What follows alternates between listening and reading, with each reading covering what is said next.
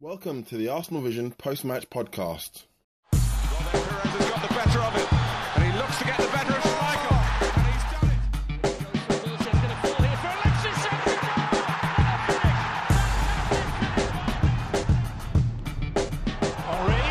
chance, goal! This is me and Liam from arsenalvision.co.uk. And so, 1-1 it finished at Old Trafford. A draw, which means we are in the driving seat for third place. Pretty much sewn up to get a point from our next two games at home against Sunderland and West Brom. You'd think that should be done and dusted without counting any chickens. So I'm pleased with the result. All we needed is a draw, and I'll take that. Obviously, we wanted to win, but it wasn't as important. But yeah, it was a strange one because the performance was a bit funky, to be honest. Best way to describe it, our performance was funky. Our first half was pretty bad. From an offensive point of view, I thought we defended pretty well for the most part. Laurent Koscielny at his best. Nacho Monreal also very good. So defensively we were okay, apart from the goal, which was a bit of a shame. But yeah, we just couldn't get our game together. It looked like we tried to play on the break. Made sense when we won the ball back to try and exchange passes quickly and kept open. But our passing let us down, and our decisions in the final third. Alexis Sanchez has to be, for me, the best, most talented, most frustrating player I've ever seen. If that makes any sense. A player of his quality and his skill and his finishing and his ability to beat players so high, yet so frustrating at the same time. He wasn't at his best, and obviously neither was Santi, who I love to bits. I love Santi, and he's been magnificent this season in this new position of his. But yeah, against Man United, he wasn't at the races at all. Like in the first half, we didn't see him for the first 10 minutes. And then he lost the ball a lot of times, and I thought, well, it wasn't his game. But Aaron Ramsey went inside when Arsene Wenger made the changes, and took Santi off, which was a good call. Put Theo and Giroud in the same team, which he should have done at Swansea, in my opinion. And it made a difference. Jack made a difference as well, and I thought we had chances to win the game in the second half. We had a lot of good positions in the second half where we burst past their lines, but we couldn't find the final ball or the final shot. But it doesn't matter. Forget it. It's over with. Well, I say forget it. We've got important games coming up. No, we've got an important game coming up.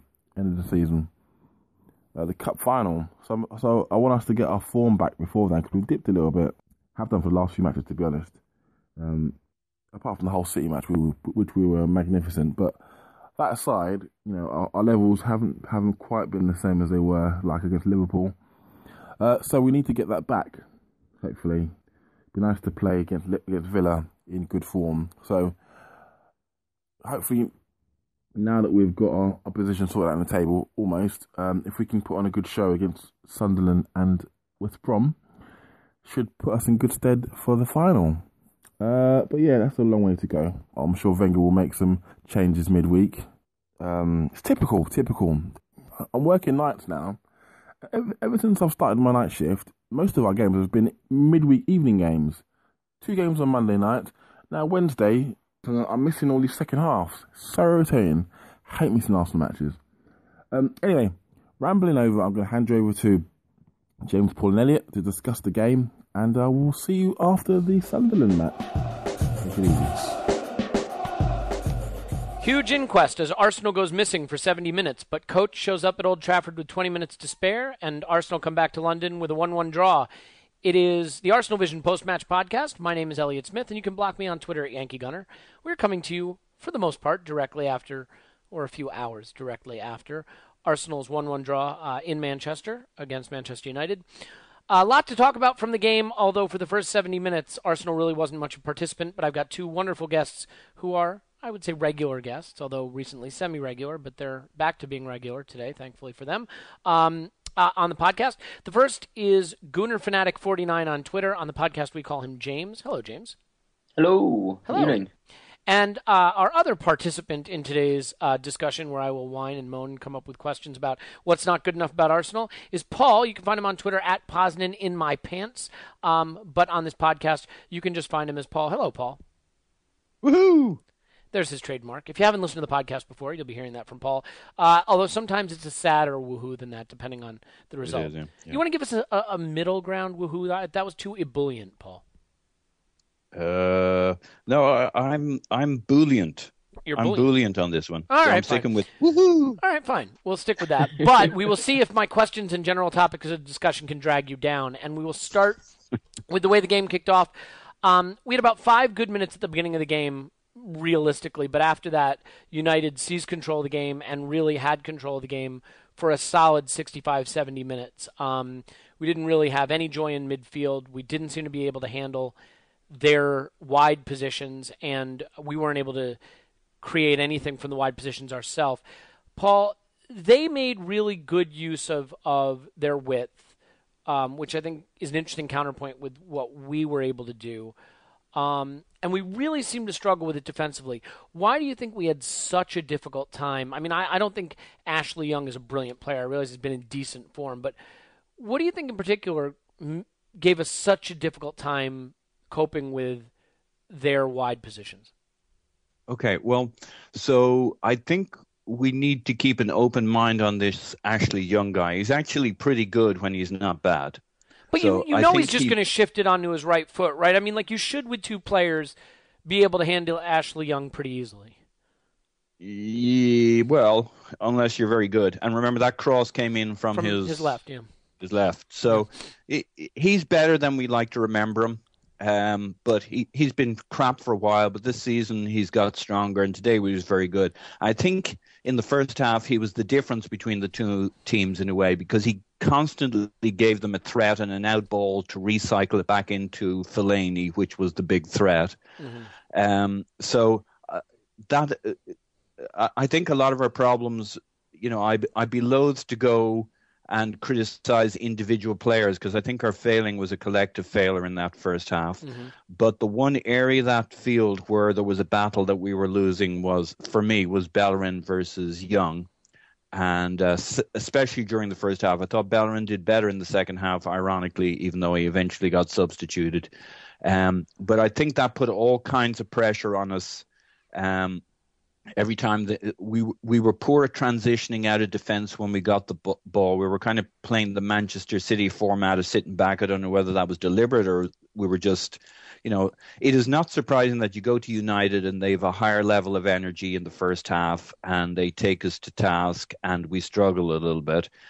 That's not completely astonishing. That a game would have 2 halves, that in the second half we would maybe come back with a little bit more strength is not too astonishing, but we were pretty much missing for that first 45 minutes. And I might argue with you a little bit on the waiting for 70 minutes to show up. I thought we had a pretty decent start to the second half, but we can talk about that further. To me, the big battle and the place we were losing that first half was out on that wing, because it put us under all sorts of pressure and allowed them to, between midfield and their higher energy, recycle the ball into danger areas for us. Yeah, and I mean, to be fair, Nacho Monreal called it the worst half that Arsenal had played all season, and that the manager was very angry at halftime. And you can understand why. It was just a very passive and timid performance. I would say... And we were very... The manager used the term compact, and I think that's right, because, you could criticize Cazorla, et cetera, but if you don't have guys around you to make those quick passes, every one of those players in midfield starts to look bad. And we just weren't operating as a unit. We weren't transitioning as a unit. We all looked bad, every last player on there. Yeah, I think we'll come to some of the reasons why that happened a little bit later, so I don't want to jump to that because I want to talk a little bit about Coughlin in a minute and just how our midfield operates with him in there or doesn't operate. But, James, we stayed unchanged with the lineup, I guess 6 times in a row now. But it's really starting to look like maybe teams are starting to figure out how to handle that. And the problems really were down our right and their left. Do we have to start to look at another option than Ramsey on the right, especially with Bellerin, who presumably is there to add with because he's a more attacking option at fullback? And do you think that right side was really the problem in the first half? Where did you see us struggling the most to cope with them and our opportunities breaking down the most easily? Where do I start with that? That's a whole host of questions thrown into one. Well, you've been on this podcast before. You know how this works. Listen, I think we can be fairly quick to forget that this is, for the most part, even though it's the same starting 11 for 6 games, it's been pretty much this 11 or 10 that have really guided us through this extremely strong run of form over the last couple of months. And you can definitely make the point that teams are somewhat starting to figure out ways in which to combat this side and tackle this type of setup that we've been using rather frequently. But I think really it was more down to the way in which we kept our shape this game and our own performance, because I thought we were pretty insipid during the first half, and I thought it wasn't too dissimilar against Swansea, although it was a very different type of game. Swansea, who were extremely compact in the first half, we looked again quite lethargic, lacking energy, and the actual structure and the unity of the team wasn't quite there, which is quite strange because we've talked a lot about the importance of consistency in having the same players and the importance that brings to the cohesion and the understanding amongst players. And it actually looked like players were a little lost during that first half. And I'm not sure if it was the occasion. Perhaps it was the slight shock of having that undefeated record being broken, especially at home to a team like Swansea. And I think we came out a little bit nervy, a little bit uneasy. And I think that really showed in the way in which we set up and the way that we played in that first half. And we really needed that kick in the backside in the second. And I think that the difference in the energy and the way in which we approached the game was, it was a big alteration in that second half. I think it's a little easy to complain about the right side. Obviously, there are flaws inherently in having a player such as Ramsey play out on the right. Especially given that it's not his preferred position. I'm more of a proponent of having your best players on the field because we can look to many games in which having both Cazorla and Ramsey has been extremely fruitful. I mean, most recently the Hull game, for example. And I think just, if you want to talk about the right side, the natural replacement, I think, would be Alex Oxlade-Chamberlain if he was fit. And I think that's a big reason as to why this particular 11 has stayed as consistent as it has. The other current options are Theo, really, and I mean Jack's a very similar player. It would be a similar solution as Ramsey on the right. It's right, it's a natural central midfield player. And Ramsey, in fact, is a player that's more capable of making those types of runs. Especially if you look at the Hull game in particular, but. Walcott in the way in which we were attacked down that right-hand side, I'm not sure a player like Theo, who's often been criticised for his lack of defensive contribution, is someone that you would really anticipate to have really made a big difference, especially given that he's a player that thrives off making those off-the-ball runs. And really, we were actually struggling a lot during that first half to even maintain the ball within our half, let alone actually create anything in United's half of the field. So I'm not sure if it's necessarily down to the formation, because I think this is a formation that served us very well over the last couple of months. I think it was more down to the way in which we approached the game and perhaps the nerves associated with the defeat that we had against Swansea and the slight sort of stumbling block that created, and I guess the occasion of going to Old Trafford. Fair enough. I'll take issue with one thing about the whole you want to have your best players on the pitch. I mean, if you have 5 fantastic strikers, you can't play 5 strikers. Like, ultimately, it's a team-building issue. If you have 7 fantastic central midfielders, like, you can't just go inventing formations to play 7 central midfielders. To me, Ramsey is playing because we don't have a ball-playing defensive midfielder, and he has to be inserted into the side on the right wing to make that 3 in midfield, to come central and give Ozil and Cazorla people to play with, because Coughlin is a liability. And I guess let's come to that now, Paul. I mean, I think in the last 2 games, we're really, really seeing what we lose with Francis Coughlin. I mean, let's remember, United had no Rooney today. They had no Carrick today. They were playing a back 3, I guess, with Rojo, Smalling, and Phil Jones, none of whom are any good. and we really didn't trouble them. And it seemed to me now that you can press Cazorla and Coughlin is useless, and it just totally shuts down our ability to build through the middle of the park. And without Carrick in there, teams have had a lot of joy playing through the middle of the field against United, but we really didn't. I get that Coughlin has been important to our resurgence, and I think people confuse something. They say, well, if Coughlin isn't good, why has he been such an important piece of our resurgence? And what I would argue is he's been such an important piece because we don't have any other player that can remotely do what he does besides Arteta, who hasn't been fit.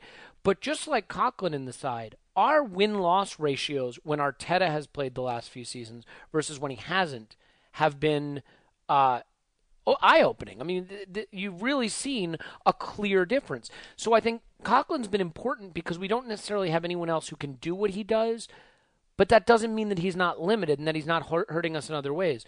Paul, do you think that against Swansea, where we were so easy to keep at bay until he was taken out, and today against United, where we didn't really take control of the midfield until he was moved to right back, do you think these games have shown the real limitation in Coughlin's game and the need to have an additional ball-playing midfielder in place of him? No. Okay. James, all right, would you care to elaborate? Because I vehemently disagree with you. Well, you vehemently agree with yourself, which yes. I fully applaud you for. Yes, thank you.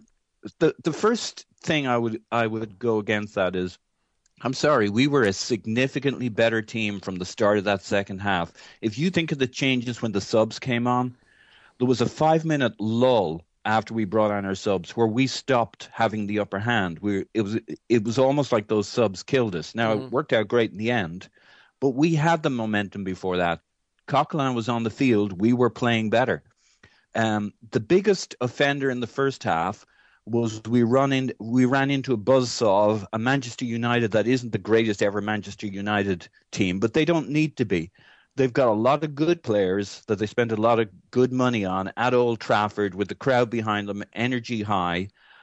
Our confidence a little rocked after last week, and it was a purely their yin was stronger than our yang in that first half. And in the second half, we got our shit together and we started playing. We started knocking the ball around. Now, would I like Coughlin to be an even better ball player? Yes, but I'm not going to put that all at his feet. We've played games with. I think it has a lot to do with his feet, though. I think we could agree.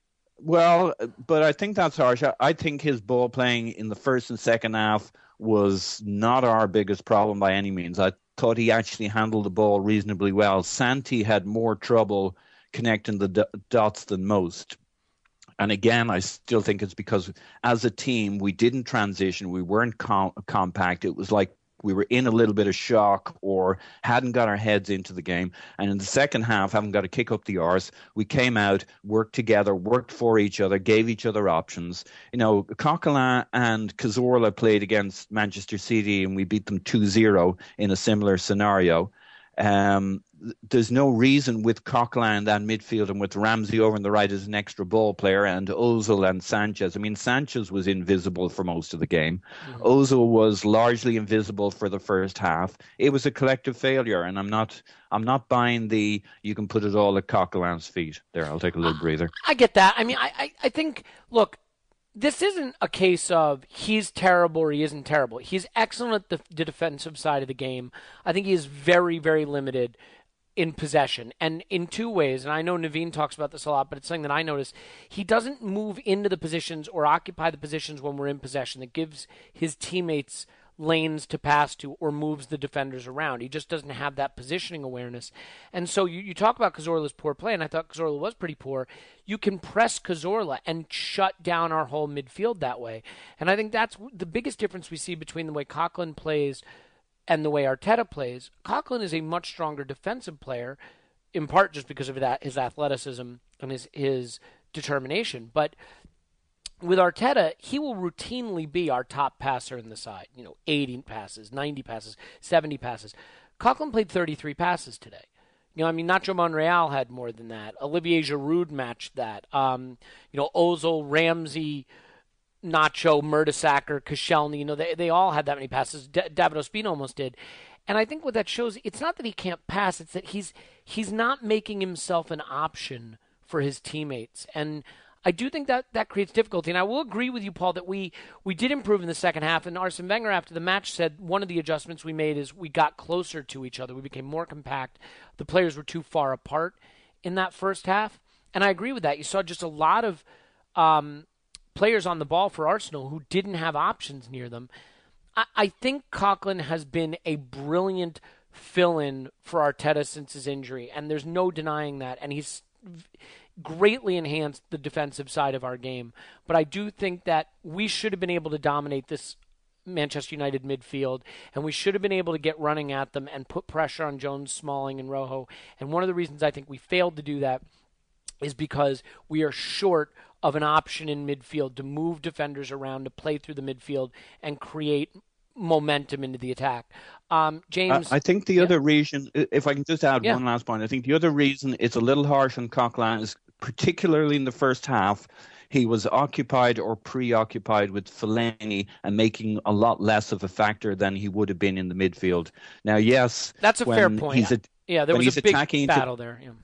Yeah, and it's not going to not take Coquelin out of position. And one of the things we've complained about is that we haven't had that combative player who'll go against a Roy Keane type player in midfield, or a Fellaini, or a Yaya Toure, or whoever it is who normally tears us up in midfield while we look like little boys running around him. So maybe he didn't quite get the balance perfectly, but maybe, between keeping an eye on Fellaini, as I understand it, his passing in the first half was 100%, which doesn't necessarily negate your point, because you're talking about when he doesn't have the ball as well.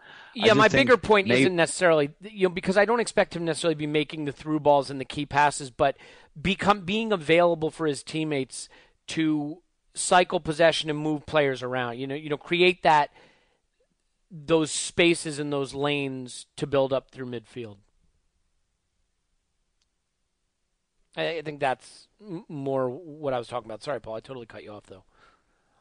No, that's grand. I'll let James have a go at it. Yeah, sorry about that. Taking all the line in my reel here. In case you're new to the podcast, you may not notice that I'm supposed to be the one asking the questions and listening to the answers. That is a more traditional podcasting style, but we like to go with I ask the question while stating my point, then interrupt the answer to restate my point. It's kind of the dynamic we're shooting for. We'll see if it catches on. James. Yeah, so far so good. I think that, look, I'm not trying to bang on Francis Coquelin as being some terrible player, but I do think it has changed the dynamic of how we build up in midfield. Look, there were other poor players here. I mean, do you want to lay some of this, especially, if you look at it over a 2-game stretch, the first 60, 70 minutes at United and, the first 60, 70 minutes against Swansea, do you want to lay this to some extent at the feet of Coquelin in terms of our lack of build-up through midfield? Or do you see the problem being more like a Cazorla who had a poor game, or Alexis Sanchez, who I actually thought had his worst game in an Arsenal shirt? Not really at all, no. I think you're being incredibly unfair on Francis. He's a terrible, terrible player who should be sold immediately. Right. Listen, I understand where you're coming from. We've talked about it several times on the podcast that, yes, one of the limiting components of Francis's qualities is his lesser quality in distributing the ball and being able to break the lines of the opponent's midfield by bringing the ball into more attacking players. Where, especially when you relate that to a player such as Mikel Arteta. That being said, I really do not agree that it inhibits the team anywhere near as much as you're making it out to, especially in a game like this against Old Trafford. And I'd go so far to say, and I think many have talked a lot about it in this sort of resurgence of Coquelin, that he really has been one of the major factors in our ability to actually come up against the big sides and play the way in which we have done. Obviously, Paul's already mentioned it, and we talk a lot about it, the City game, where both him and Cazorla in tandem were absolutely excellent. You can look to the Chelsea game. I think just having that type of player, that type of grit in the midfield gives us so much more stability and so much more confidence in the way that we can play and the way that we can defend. And it's all well and good to be able to maintain possession like we did against Chelsea at Stamford Bridge early on, but once you go 3 goals down, there's not really much way of getting back into the game. And I think one of the important points, and I mentioned it on Twitter, that despite the fact that the first half was probably the worst half we played in 2015, and perhaps the whole season, at the very least, we were still pretty defensively sound. We didn't really give away many chances. There was the free kick that Mata had early on, which was actually a foul by Francis. But other than that, there were a couple of pretty simple saves for Ospina. So despite United dominating the possession of the ball, I think they still found it pretty difficult to break us down. And that's really a big difference to the way in which we've been able to play, especially when going to a place like Old Trafford. And I think a lot of that comes down to having the athleticism, the defensive discipline of Coquelin, and the way in which we're able to set up as a result of it. And of course, I agree that there is a slight drawback in the way in which he's able to distribute the ball, but I think his benefit to the team is that it actually allows the other players and the other midfielders. Santi talked about it in an interview recently. It gives them the freedom to actually be able to occupy different spaces in the midfield, and Ramsey, for example, and in other aspects of the game. And I think there's a lot of intangible qualities that he brings to the team, and I think are a little difficult to truly assess. That being said, of course, an aspect of the side that can be improved would be, a player that's as defensively sound as Coquelin, as defensively disciplined as him, who's also fantastic on the ball. But I think if Wenger was able to find a player like that and who was available, I'm sure he'd do his utmost best to sign him. But I really don't know if there are many players of that kind of quality in world football. Yeah, I the problem, I mean, look, we're going to have to agree to disagree, all of us, on this one, and just move on, because I think this is a typical case of being way too close to the issue and not seeing the reality of it. Francis Coquelin is a very, very limited player. He's a very good defensive player. We have not had a midfielder who's as focused on the defensive side of the game in a long time. We were all crying out for it last summer. We were all crying out for a defensive midfielder because we knew that was a huge flaw. And so Wenger recalls a guy who's basically on his last legs at the club to come in and be a destroyer. And he does it, and it totally transforms us because we had no solidity at the back because of the way we were playing through midfield. And that's great, and he deserves huge credit for that. But the fact is, if you look around world football at the best teams have defensive midfielders who can play the ball better than Coquelin. Matic is better than Coquelin. Michael Carrick is better than Coquelin. One of the problems for Manchester City is that their midfield has been poorer with Fernando and Fernandinho, who have not been good. Xavi Alonso at Bayern, Sergio Busquets at Barca, Isco and Cruz at Real Madrid. You look throughout world football, and Gundogan at Dortmund when they were playing at their best, you see that this is a position that is very demanding. It demands focus on the defensive side of the game, but you also have to be able to work the ball through midfield. And I don't think Coquelin is terrible, and I do think he's been a revelation for us because we needed someone in midfield who could focus on that. But I genuinely believe that if we want to be at the absolute top and be winning titles, we need that midfield player who focuses on the defensive side of the game to be able to be a little bit more astute in terms of creating passing lanes for his fellow teammates, opening up that space in the pitch to build up through midfield. And maybe it's horses for courses. Maybe you play a Francis Coquelin in a game where you'll be more on the back foot, and you use someone a little bit more attacking minded in other games. But we saw it against Spurs in the North London derby. With Coquelin in there, you can press Cazorla and really shut down our entire midfield, and that's what happened in that game. But let's move on because... Well, I'm going to make one final thing. Again, I think you really, by saying he's very, very limited, obviously we naturally disagree on the fact that I think his passing is a little better than you give it credit for. Yeah, I think it's horrible. But that aside... And not just his passing, his awareness of where to be when his teammates are in possession. Okay, I mean, sure, that's somewhat fair enough.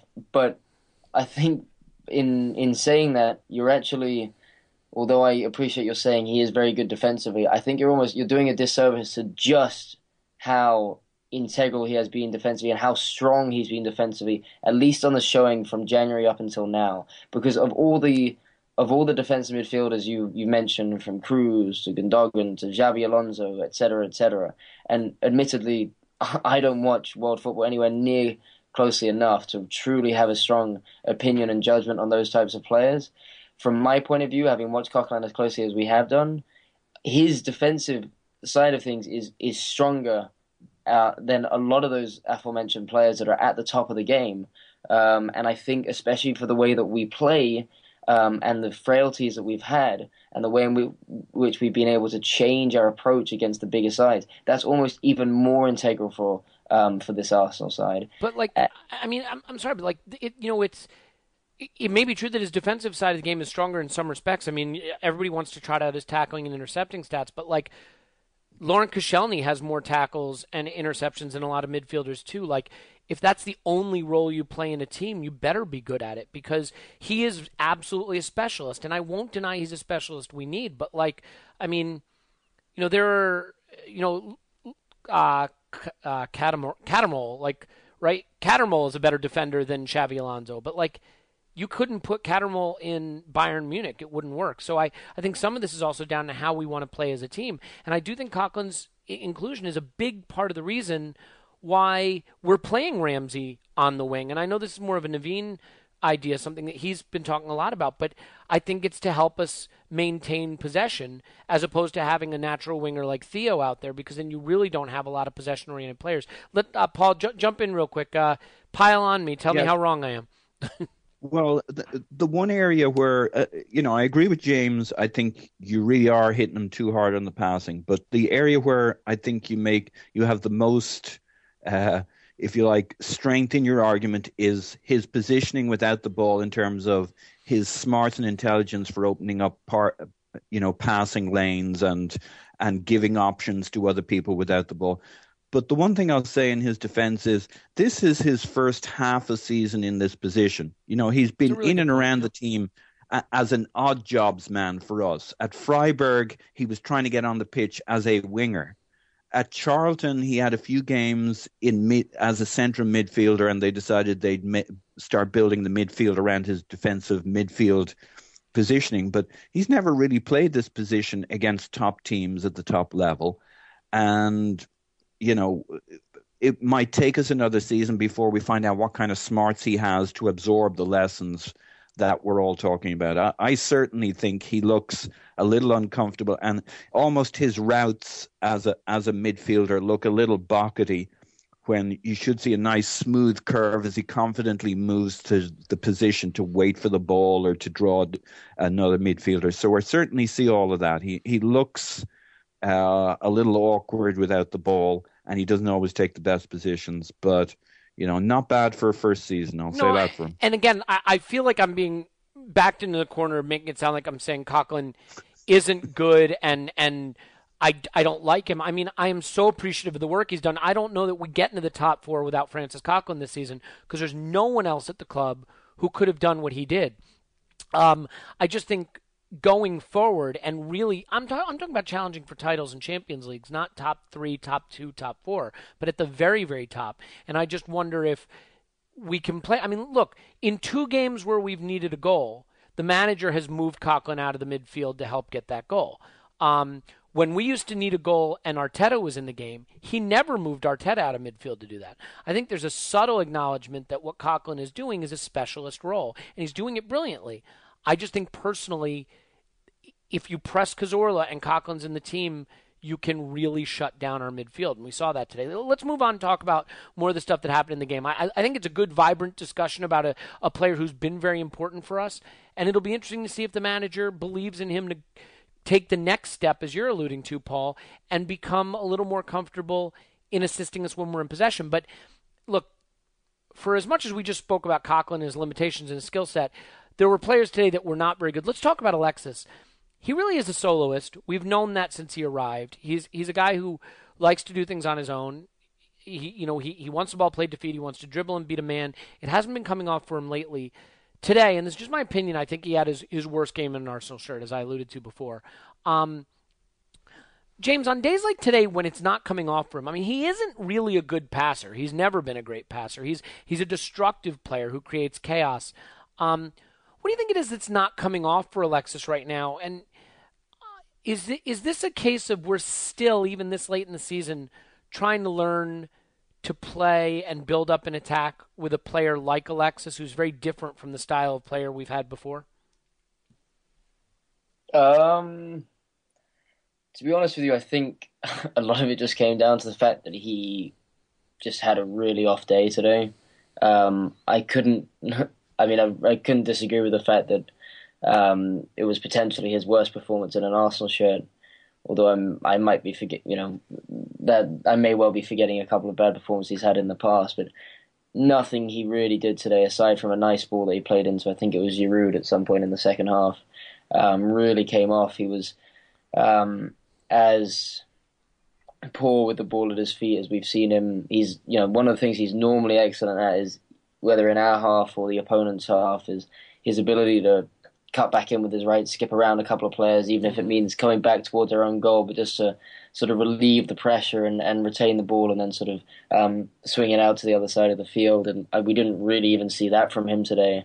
Also, where we've really seen, especially recently in the last few games, the chemistry between him and Ozil really excel is when Alexis has been looking to really utilize that pace of his and looking to get in behind. And I barely remember him making any of those off the ball runs. And I think sometimes, just given his personality and playing style, he often wants to get too involved a little too deep. Mm-hmm. And especially when he's playing in the way that he did today, that can in some ways be a detriment.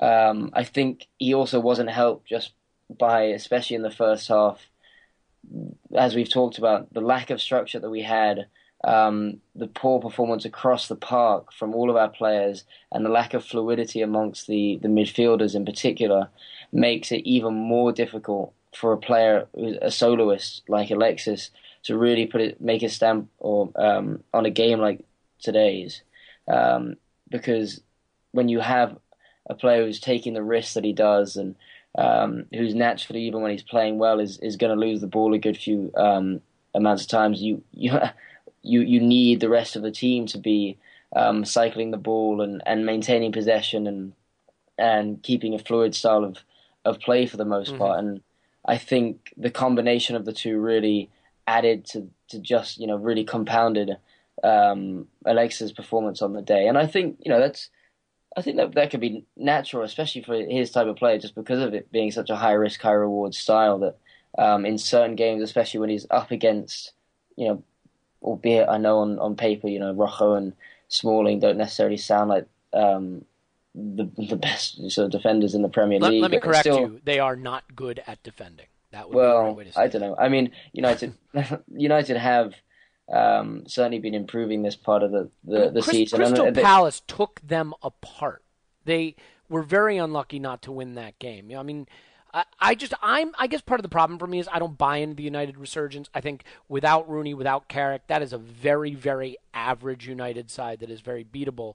And I was frustrated that we didn't put them under more pressure and create more chances. And Phil Jones looked like he was ready to make a mistake anytime, we got near him. I have to give him credit for the most bizarre-headed clearance I've ever seen in my life, but he was like a calamity waiting to happen. Paul, what about you? I mean, Alexis Sanchez, 59% passing, 7 times dispossessed, no successful dribbles. Do you think maybe he's just a little worn out and, in a big game he's trying to do too much to win it on his own? And do you think there is still some growing pains integrating his style into what has always been more of a slick, quick passing system? Yes, and yes. I think he sucked today. And on the goal, you can see him trotting back and then suddenly realizing we have a panic on and getting within a yard of Herrera when he had a wonderful view of Herrera ghosting into that back post and didn't raise his pace at any point. So, So who do you put the goal on? I mean, Bellerin gets beat for the cross. So Monreal pinches in on... See, I have a theory on this. I think Monreal was so hell-bent not to let what happened against Gomes happen with Fellaini. You know what I mean? Yep. He let Gomes out-muscle him and create enough room to get that header down. So he really got into Fellaini and totally lost sight of what was going on behind him, when in this case that might have been more of his role. I mean, was this 3 people really making a mistake? Bellerin, Nacho, and Alexis not tracking Herrera? Yeah, and the goalie position, again, I'm no expert on defending, but he had a lot of space to his left-hand side, and I think even he was a little transfixed that Fellaini was his problem. That's who I think our team probably spent quite a bit of time thinking that balls were going to come into Fellaini at the back post, and he was the danger man, and that's what caught us out on that particular play. But I do think Alexis had a superb view of Herrera ghosting into that back post. And it wasn't until the last moment that he picked up his speed and went in for him and got within a whisker of him. So that was frustrating for me, Phil. So the bigger question about Alexis, I think it's been a long season for him. I think he certainly wasn't helped by the fact that in the first half we were so poor transitioning from defence into midfield into attack, holding onto the ball, holding the ball up. So he was a bit cut adrift, but he really didn't do anything the whole game, and that was pretty frustrating. Yeah, and by the way, I'm not saying you should go to Old Trafford and have it all your way, but I think this was a very limited United side, missing some key components, and until about the 70th minute or so, we didn't really start to turn the screw, or for that matter, press the issue at all. What about you for the goal, real quick, James? I mean, any concern that we're starting to see some goalkeeping issues, and do you think there's even a question, about whether Ospina keeps the shirt, or you think he's penciled in as the number one until the end of the season, and then we maybe do something this summer? Yeah, I mean, I was a little concerned with, as you guys have already mentioned, there were three major mistakes that were made. I hadn't actually noticed the Alexis lack of tracking back until I saw it on the replay. Yeah. But obviously the most obvious two faults in that goal was Bellerin being done by Ashley Young onto his left foot. Often we've seen Bellerin with that speed of recovery be able to make that quick tackle and block the cross for a corner. Unfortunately, he wasn't able to do it on that stage, and I think that's probably... you can put that down again to slight inexperience. He's still a player, let's not forget, who's still very much learning the game at the top level. So I think he can be given a little leeway there. But it was disappointing to see Nacho, I suppose especially in hindsight, given that the ball went past Fellaini, to leave Herrera there on the back post. But perhaps he was thinking that Alexis would hopefully be tracking the runner behind, and he was focused on sort of doubling up on Fellaini with Koscielny and trying to put as much pressure on him as the danger man. Moving on to Ospina, I thought, again, much like the Swansea goal, it certainly wasn't dreadful goalkeeping by any stretch of the imagination, but it was certainly one of those that you thought perhaps a top-class keeper would have actually kept that out. His positioning was slightly off. He didn't give himself the best opportunity of being able to save that ball. And as good as his reflexes are, I thought he could have even perhaps, if he was in the right position, it was one of those that he could have probably saved with his feet. And he gave himself a little too much to do. I did, the last time I was on, have a little mention of sort of perhaps we've been a little harsh on Ospina because statistically he's been strong and he's also been in a side that's performed well. That being said, I think we've seen in the last few games that he's probably not a keeper that's quite at the level that you want for a team that wants to be challenging for, say, the Premier League and Champions League title. And I think although he's definitely going to keep his place in the team for Sunderland and West Brom, I don't think there's any question about that. We will see Chesney in the FA Cup final. And obviously his position is extremely tenuous at the club now. And I think, especially as a fan, the rumours of a Czech-like signing would certainly be preferable. Certainly, in addition, a slightly more. I don't know. I still can't quite get over Ospina's height. I know that's quite petty. It's not petty. It's an important look. I mean, I think if you're 5'5", odds are you're not going to play in the NBA. Like the physicality is a part of football. Whether you're fast, whether you're tall, whether you have good feet. I mean, a goalkeeper needs to have certain physical attributes. I don't know that Ospina has the attributes to be an absolutely top keeper. We suffered through seasons where goalkeepers lost us points. Almunia lost us points, arguably lost us titles. But, now we have keepers, I think, who are par, and what I mean by that is they don't necessarily lose us points, but they're certainly not winning us games. I think if we had a check-like keeper this season, just these last 2 games, I think we don't concede the Gomes goal against Swansea, and arguably, keeper in slightly better position doesn't concede the Herrera goal today either. I'm not saying we deserved all 3 points today, but that's what you want. You want a keeper like a De Gea does for United, like he did against Crystal Palace, who wins you games. And I don't think Ospina has done that, and I don't know that he has that quality in him. But he's certainly an improved keeper on keepers we've had in recent times. But that's again, not the level that we're. No, I agree. I agree. I mean, I'd be more than happy with him as a sort of second choice. The funny thing with Chesney is he's actually a keeper I've often said. Certainly last season, for example, as a keeper who's able to win us games. Totally agree. But he is also, but I wouldn't disagree that he's a par goalie, because for every game he wins us, he more or less also has a game in which he loses us the match. Look, he's got Nick Bentner syndrome, right? So. He's got Nick Bentner syndrome. He has the physical attributes and the skill set to be a top quality keeper, but he doesn't seem to have the mental attributes. So I think the Chesney ship has sailed. We had a real problem with our finishing against Swansea. Some really tentative, unconvincing finishing that probably cost us the points there. And today, while we didn't create much, we did have chances. And again, the finishing was poor. Alexis had a ball crossed to him in the box where he could have taken it down and instead just blasted a volley into space. There was one interesting one where Alexis made his one excellent pass of the game over the top. Curious to get your quick thoughts on this, guys. I don't want to talk about it long because I want to get on to the next point, but Alexis plays the ball over the top and it comes to Ramsey, and De Gea charges. And Ramsey tries to kind of volley it over him or kick it past him. I kind of thought the header was on there. Do you remember the chance I'm talking about? Alexis curls an in-swing pass over the back four that Ramsey's running onto in space, and De Gea's coming out. Did Ramsey maybe shy away from that? Should he have put his head in there, Paul?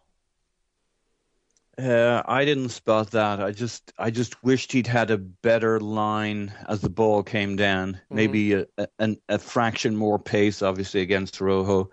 So I don't know. I think that would have been. I think it might also have been a giveaway for the keeper as to what was coming, but I don't know. Yeah, James. Curious whether you thought that was just a missed opportunity, or maybe he should have headed that. But a lot of chances fell. Well, not a lot of chances, but a lot of the chances we had fell to Giroud today. What do you make of his game? Well, firstly on the Ramsey one, I certainly didn't think it at the time. Thinking about it now, I'm not sure if it was necessarily on, especially in that split second. I think he actually did pretty well to get his foot in it ahead of De Gea, who came out quickly and made it very difficult for Ramsey. Obviously, given that he managed to get his foot on it, you would have hoped for a slightly better connection. But yeah, I don't think it was a particularly easy chance. Let's put it that way. As for Giroud, I don't think he had a great game. I don't think it was in the first half, even what he does best. His hold-up play wasn't too bad, but his actual ability to then find a player in an Arsenal shirt was not up to the level that we normally expect from him. And he's a player that's now gone, I think, 6 games without a goal. Yes. It did improve in the second half, that's for sure. And we saw on this occasion he was, instead of being subbed off like he was against Swansea, he was kept on the field. And I thought he did extremely well at first. There was the chance that when Ozil played it across the face of goal and he held off. He did brilliantly there. I don't think he could have done any better there. Yeah. He did excellent. I think he was slightly falling off balance, and he did actually pretty well to get the shot away, and De Gea saved it quite smartly. I thought the near post flick that went to the outside into the side netting just after we'd scored should have been better. Maybe, but yeah, again, that was one of those where he was quite far outside the near post. He had to really wrap his foot around it. Then again, that's something that we often see with that's one of his sort of trademark finishes, Olivier, and I think we've seen it so regularly with him that maybe it was one of those that he would have felt he could have put away, but I don't think that was an easy chance. There was, obviously you had the Jones sort of like Gollum-like fall to the ground, and he managed to just get his head on it, and it stops Giroud from controlling it, unfortunately. And there was one more chance where Giroud took it down fantastically. I can't remember who played the through ball, but then his second touch just evaded him, and I thought he was going to have a decent shot at goal. So I thought it was a game of sort of small margins for Giroud. I don't think he had a dreadful game, but there were a few moments in the game where you just felt the ball going a couple of inches the other way, or one touch being kept that little bit closer to him, and he might have had a better chance to get himself on the score sheet. Yeah, I think that's fair. Paul, we've seen some of his limitations over the last few games. I mean, against Chelsea, he really didn't cause them much problems. I think United handled him pretty well. What did you make of his game today? And do you think that these last few games, especially the ones against Chelsea and today against United, show that maybe against the big clubs, defenders just don't find him that difficult to control? I definitely think he's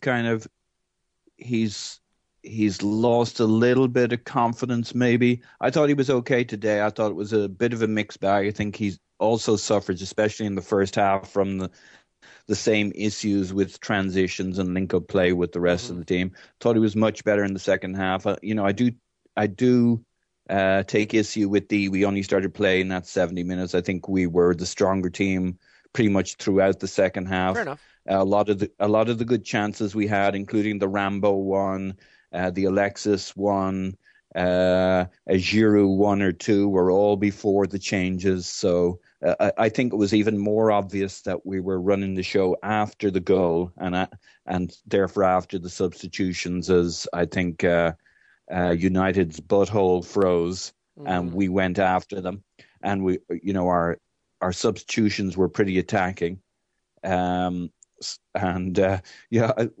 Slightly off the point, but we've kind of had the Giroud conversation before, and I just don't think there's enough data to say which instinct is right or not. But what did interest me was when we brought on Jack and Ramsey, and people were saying how great this lineup is, and how we're really taking it to them. But you saw the same issues cropping into play where Wilshere was off on the right wing and Ramsey was basically our DM and decided to beat a guy in midfield with his back to him. So,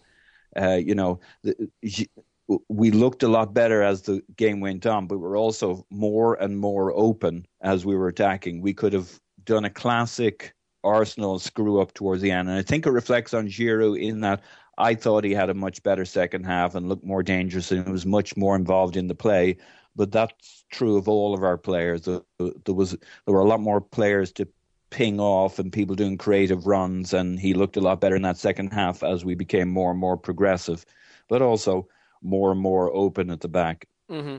Well, so let's talk about that period of the game where we did start to dominate. I know you're saying we improved in the second half, which I think we did, but we really had United on the back foot and struggling for periods, I thought, after we made the changes. And the changes were obviously to bring on Wilshere and Walcott. Bellerin came off. Coquelin moved to right back. Wilshere played in midfield with Ramsey and Ozil. And Walcott gave us a more naturally wide player. For you, Paul, which is the bigger issue or the bigger contributing factor to us taking control of that final period of the match? The added playmaking midfielder or the addition of natural wide play? Or do you think you can't separate the two because they go hand in hand? Yeah, I mean, there was also, my narrative of the game was a change of energies. That first half, they came out like a Manchester United team at Old Trafford, and they got second. They got tired in that second half. Yeah, they came out. Yep. Yeah, and we came out full bore in the second half. Now, they were still in it, so it wasn't maybe that obvious. But as the game progressed and as we then made those even more attacking substitutions, but it's almost like we made three changes during the subbing, because there was Jack and Ramsey. Ramsey then got repositioned to midfield. That's almost like a fourth change. We had Walcott obviously on the right, who didn't do that. He made a few runs before the goal, but basically before the goal, he just provided threat rather than content. Right. And then Coquelin coming in, you could see that Wenger had decided he didn't want another Gomez Fellaini style header in the last few minutes, and that he wanted to bring on Walcott, but leaving Walcott ahead of Bellerin was a non-starter. So it was a bit confusing, the Coquelin to right wing, but you can see it provided two things. It allowed Walcott to go forward, and he hoped stopped Ashley Young putting in those crosses to Fellaini in the last 5 or 10 minutes to kind of lose the game for us. So it was really something like 4 changes if you look at it in terms of positional changes and players off, and it really changed the energy. But like I say, it also killed our momentum for about 5 minutes. I don't know if you guys felt the same way, but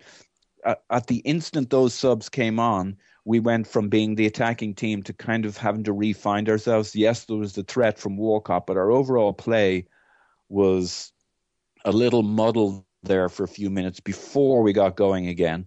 And then that delicious crossfield ball from Ramsey shows why you kind of like him in the middle of that midfield, pulling the strings. That maybe Walcott's shot wasn't worth a goal.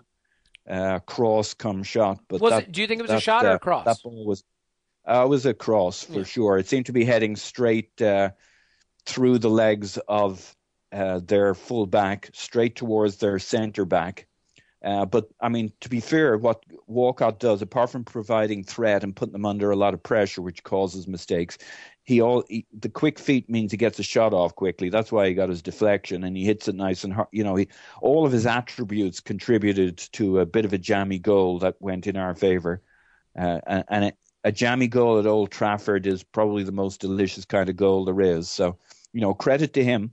Loads of credit to Ramsey for that ball. I mean, that's the one that really put them under the microscope there. Yeah, and to be fair, it was a jammy goal, but I think the way we played the last 20 minutes, we could have scored 2 or 3. So yep. I think our play earned us the draw in the end, despite a very poor, if you want to say 45, I would say 50 or 60 minutes. But, I think we earned that little bit of luck towards the end there.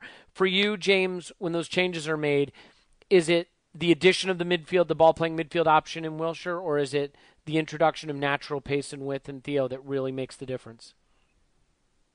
Well, it's both of those things combined with the fact that we actually came out of the second half looking like a team that was re-energized and playing against a United side that was beginning to tire. And so the attributes of a Jack who has that burst of pace to take it in from deep an hour and a half, and with his dribbling qualities is able to break that line of midfield and really attack the final third of the field.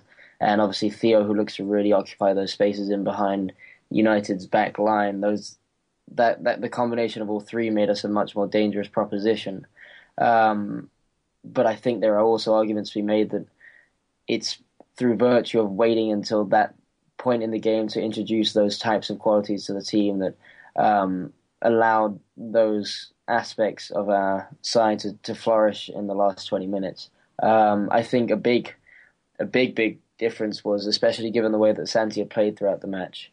And normally I'm surprised to see Santi not play the full 90, but given his performance, I wasn't, to see him come off.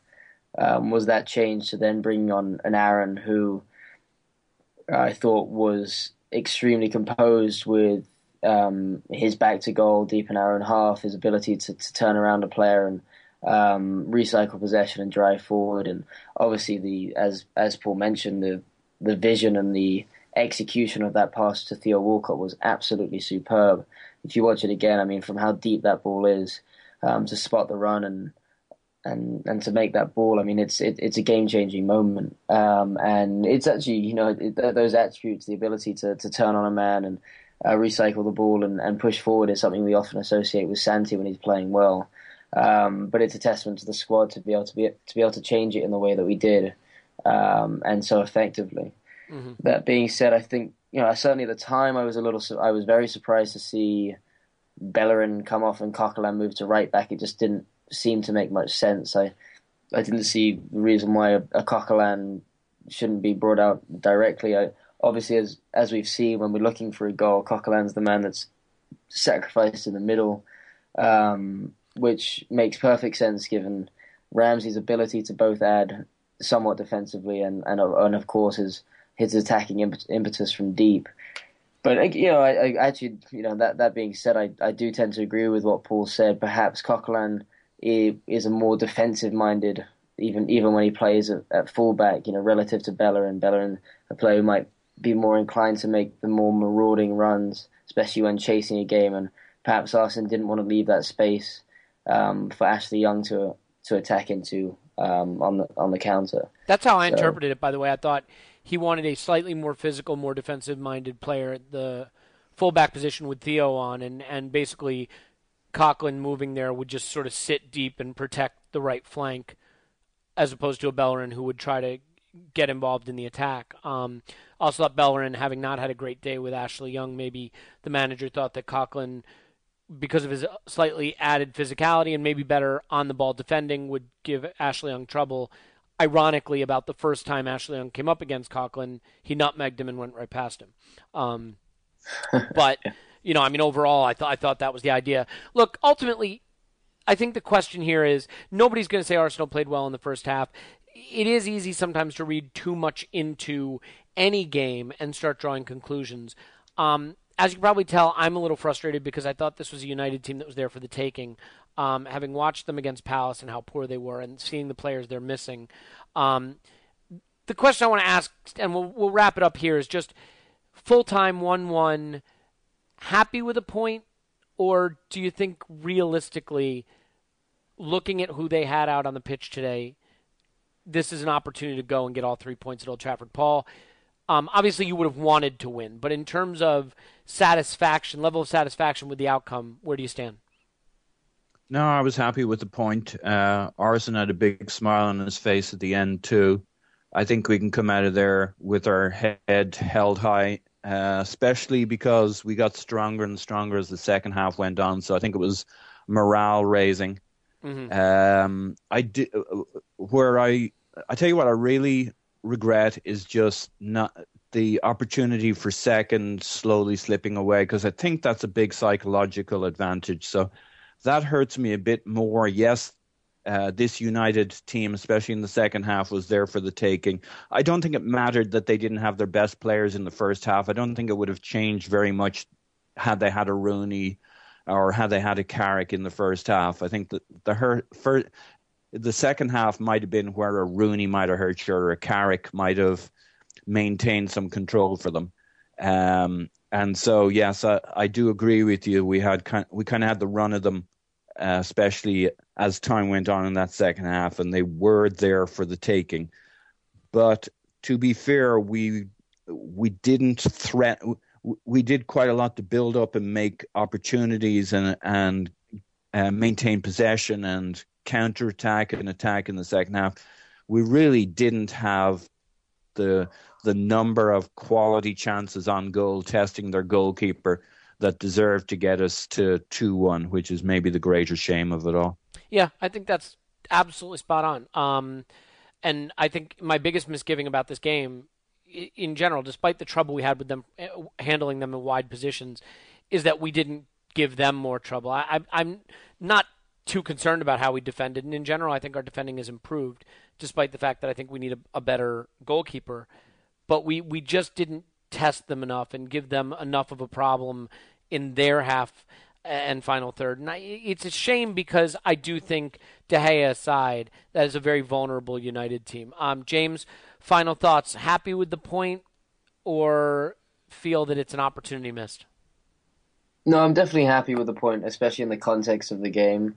It was far more important for United to get 3 points than it was for us, in that it would have, really shaken our momentum to have lost to Swansea and then go and lose at Old Trafford, with fourth place then becoming a bigger possibility, although still somewhat slim, because we'd have to have had drop points to one of Sunderland and West Brom.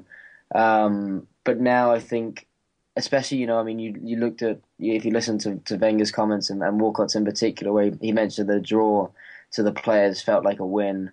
To be able to rebound from a really shaky first half, and as we've mentioned, I think some of that can perhaps be put down to the shock defeat to Swansea at home. So to really kind of stabilise our performance in the second and stabilise the sort of the points intake, so to speak, for the league table, and to now just push on and look to get a couple of expected victories against Sunderland and West Brom before the FA Cup final. That's the most important thing.